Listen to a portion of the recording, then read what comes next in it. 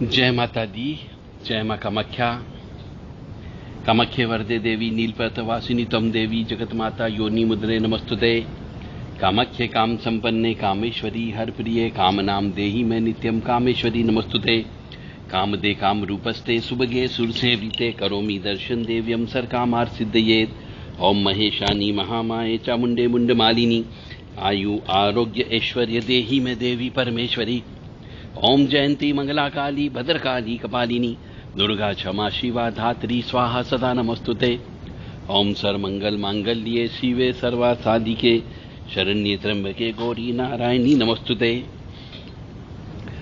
दुर्गति नाशिनी दुर्गा जय जय, काल विनाशिनी काली जय जय, उमा रमा ब्रह्माणी जय जय, सीता राधा रुक्मणी जय जय, महालक्ष्मी नमस्तुभ्यम सुरेश्वरी हरिप्रिय नमस्तुभ्यम नमस्तुभ्यम दयानिधि।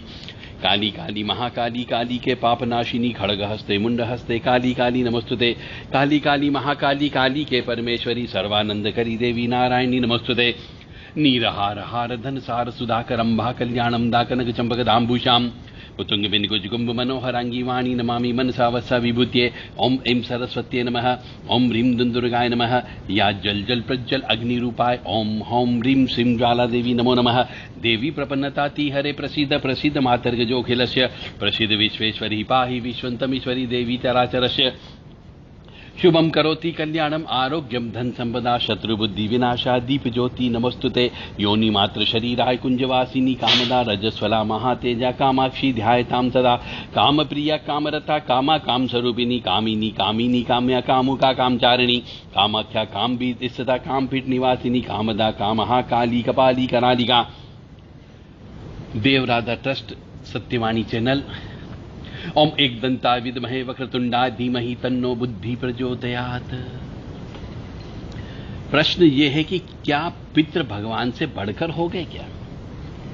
ऐसे प्रश्न बहुत से दुर्बुद्धि वाले प्रश्न करते हैं जिनको पितृ की शक्ति का आभास नहीं है। और कुछ लोग कहते हैं कि जब भगवान ही सब कुछ है तो पितरों का पूजन और तर्पण क्यों करूं मैं?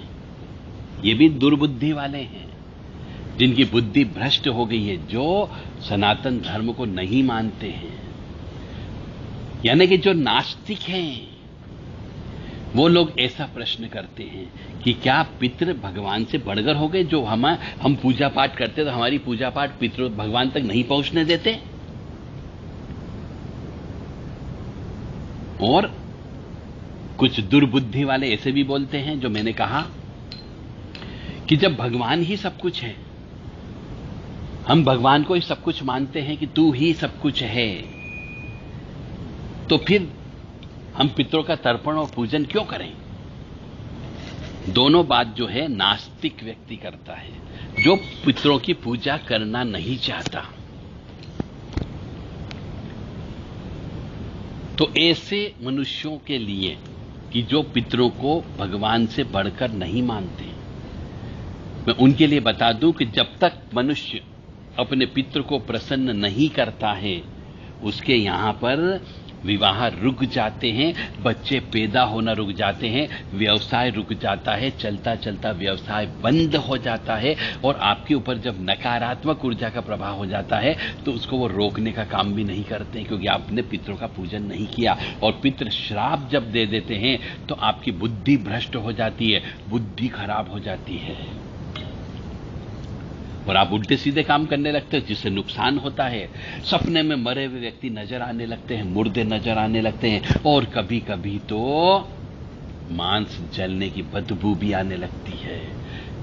घर के अंदर दीवार जो रहती है, दीवार के अंदर तड़क हो जाती है, दरारें आ जाती है, और बिना किसी पानी के ऐसी जगह मकान के अंदर सीलन की बदबू आने लगती है, तो समझ जाओ पितृ आपसे नाराज है। फिर कुछ प्रश्न ऐसे भी है कि जैसे कि भगवान ही सब कुछ है तो पितरों का तर्पण पूजन क्यों करें? तो मत करो, और जो नहीं करेगा अपने वंश का नाश करेगा।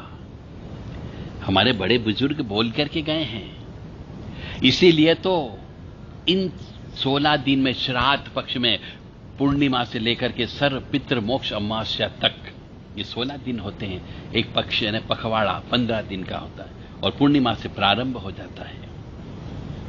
तो पितृपक्ष के अंदर पूर्णिमा से लेकर के सर्व पितृ मोक्ष अमावस्या तक रोजाना मनुष्य को तर्पण करना चाहिए और हो सके तो पिंड दान भी करना चाहिए और दान भी देना चाहिए। किसी ब्राह्मण, वो भी वृद्ध ब्राह्मण को भोजन कराना चाहिए, मीठा भोजन कराना चाहिए, खीर वगैरह खिलाना चाहिए, तो ही पितरों को भोजन मिलता है, पितृ तृप्त होते हैं।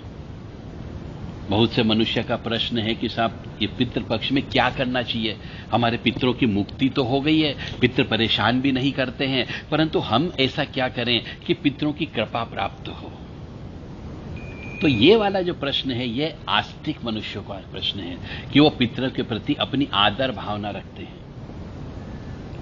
तो ऐसे मनुष्यों के लिए भी हम जवाब दे रहे हैं कि जिनको यह मालूम है कि हमारे बड़े बुजुर्ग इस तिथि को मृत्यु लोक को प्राप्त हुए थे, उस तिथि को उनके नाम से विशेष तौर से नाम लेकर के, गोत्र का उच्चारण करके, संकल्प लेकर के, एक सफेद कपड़े के ऊपर, एक लकड़ी के पट्टे के ऊपर सफेद कपड़ा बिछा करके पितरों की यदि तस्वीर हो तो वो रखे, नहीं हो तो पितरों का आह्वान किसी सुपारी पर कर ले, किसी मटकी में कर ले, मिट्टी की मटकी में पितरों का आह्वान करके षोडश उपचार पूजा करना चाहिए। उसके बाद में पितृ को जो प्रसन्न था, भोजन, मांस मदिरा नहीं।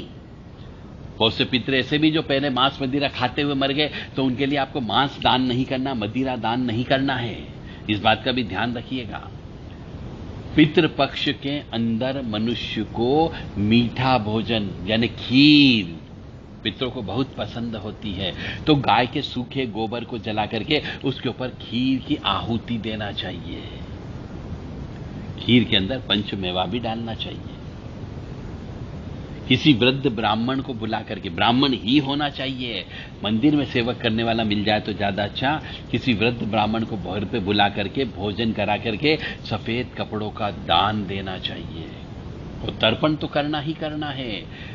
गाय का सूखा गोबर जला करके उसके ऊपर घी, शक्कर, काले तिल अवश्य होम करना चाहिए। और सर्वपितृ मोक्ष अमावस्या तक मनुष्य को एक कुश की अंगूठी बना करके पहनना चाहिए जब भी वो कर्मकांड करता है।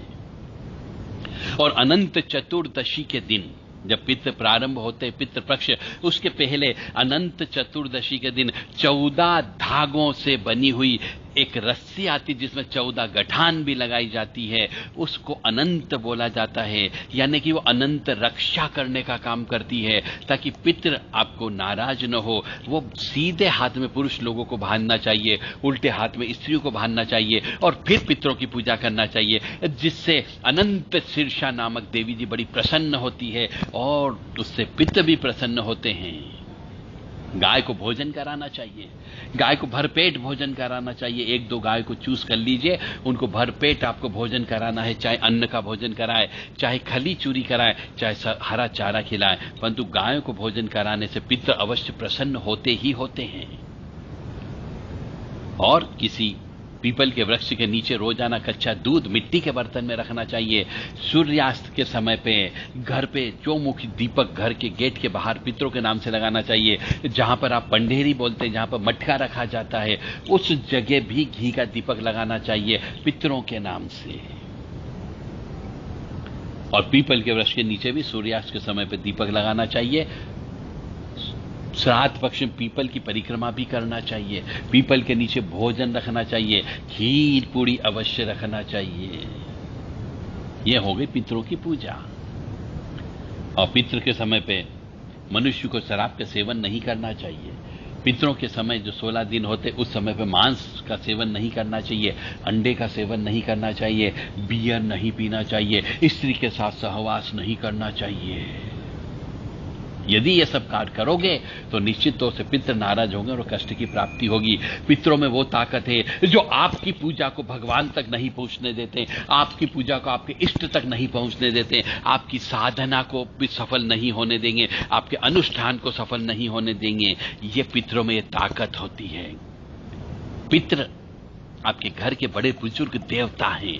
वो जब तक आप घर के बड़े बुजुर्गों को नहीं पूजोगे, उनके आशीर्वाद प्राप्त नहीं करोगे, आपके यहाँ पे कोई सुख नहीं आ सकता। आपके यहाँ अशांति रहेगी, आपके यहाँ शांति नहीं रहेगी, आपके यहाँ आनंद नहीं रहेगा। इसलिए पितरों की पूजा तो करना ही करना चाहिए। पितरों के दिन में कभी भी विवाह नहीं होता है। पितरों के दिन में जो 16 श्राद्ध होते हैं उसमें गृह प्रवेश नहीं होता है। पितरों के समय पे कोई कपड़े भी नहीं खरीदे जाते हैं, नए कपड़े भी नहीं पहने जाते हैं, और पितरों के समय पे भूमि पूजन भी नहीं किया जाता है। 16 दिन किसी प्रकार का कोई मुहूर्त नहीं होता है, कोई मांगलिक कार्यक्रम नहीं होता है। केवल 16 दिन के अंदर पितरों के निमित्त पूजन कर सकते हो। जितने पितरों को तृप्त कर सकते हो आप करो। जितना दान दे सकते हो आपको दान देना चाहिए। अब दान क्या देना चाहिए? जो पितृ को प्रसन्न हो, यानी कच्चा सीधा, यानी आटा, दाल, चावल, तेल, नमक, मिर्ची, वो दान देना चाहिए। न मिले कोई लेने वाला तो आपको मंदिर में जाकर के रख देना चाहिए। परंतु आपको पितरों का पूजन अवश्य करना चाहिए और दान धर्म अवश्य करना ही करना चाहिए। और पितरों के समय पे यदि आपको कौवों को भोजन करा सकते हो तो कराओ। यदि आपके एरिया में कौवे ज्यादा हो तो उनको भरपेट भोजन कराइए। चाहे 1 किलो आटा रोज लगेगा, उसकी पूड़ी बना करके खिलाइए कौवों को, चावल बना करके खिला दीजिए। यदि वो प्रसन्न, वो तृप्त, तो पितृ अवश्य तृप्त हो जाएंगे। जय माता दी, जय मां कामाख्या। ओम पितृदेवाय नमो नमः।